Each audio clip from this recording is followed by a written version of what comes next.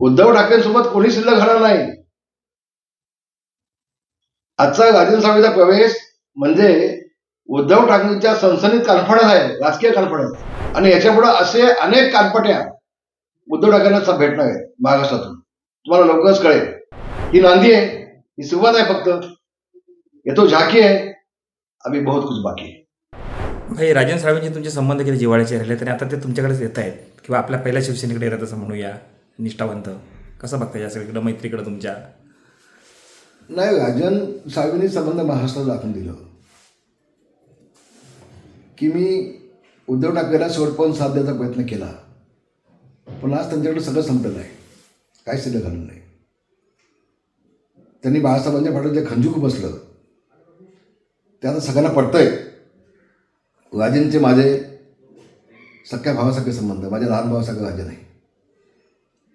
मी त्याला राजूच म्हणतो. काल देखील राजनचा फोन आला, म्हटलं राजू बोल. मी त्याचा आवाज ओळखला त्याला नाव सांगण्याच्या आधी. मला समाधान वाटलं. आम्ही सगळ्याजणी निर्णय घेतला, पण मी राजूला फोन नाही केला कधी, राजनला फोन नाही केला बा तू ये आमच्यासोबत म्हणून. कधी फोन नाही केला.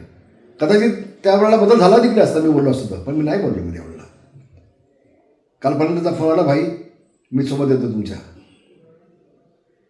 माझ्यावर लक्ष ठेवा. म्हटलं चिंता करू नको, काळजी करू नको, तू काही काळजी करू. आणि म्हणून राजन हा माझ्या अतिशय भावासारखा आहे.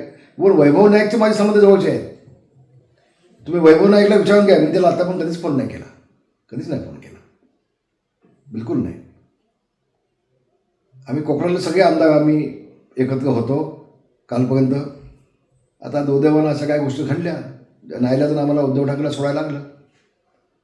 काही लोकांना आता हळूहळू कळतंय माझी भूमिका काय ती, आमची काय भूमिका आम्ही घेतली ते आता कळतंय. दूध का दूध पाणी का पाणी आम्ही हो गए. आणि उद्धव ठाकरेंचा खरा चेहरा आता महाराष्ट्रासमोर येतोय. मी जे बोललो होतो ते समोर दिसतंय आज. आणि म्हणून राजांनी योग्य वेळेला योग्य तो निर्णय घेतला आहे. त्याचं अभिनंदन आणि शुभेच्छा दिला. धन्यवाद.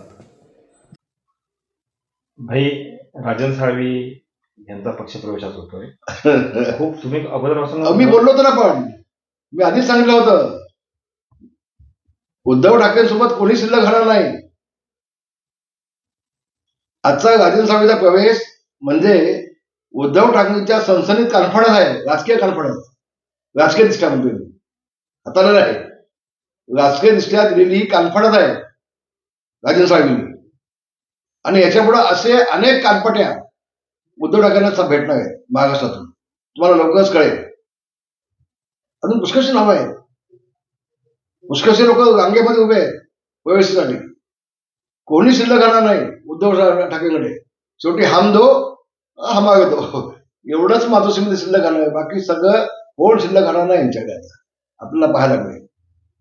आणि मी हे भविष्य मी याच्या आधीच सांगितलंय. ही नांदी आहे, ही सुरुवात आहे फक्त.